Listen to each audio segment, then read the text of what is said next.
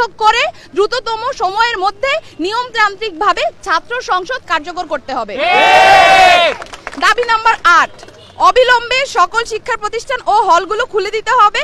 Curfew তুলে নিয়ে সারা দেশের সমস্ত ক্যাম্পাসে মোতায়েনকৃত পুলিশ, র্যাব, বিজিবি, সোয়াট এবং আর্মি তুলে নিতে হবে।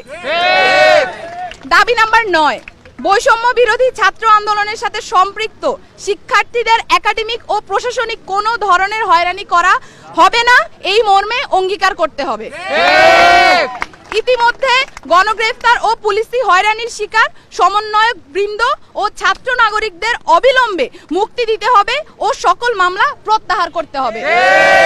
এই ছিল আমাদের 9 দফা দাবি এবং এই 9 দফা দাবিকে সামনে রেখে আমরা আমাদের আন্দোলন পরিচালনা করছি এবং আজকেও আমাদের যে কর্মসূচি, সেই কর্মসূচি থেকে আমরা বলতে চাই অবিলম্বে অতি দ্রুত আমাদের যেই 9 দফা দাবি সেটা মেনে নিতে হবে।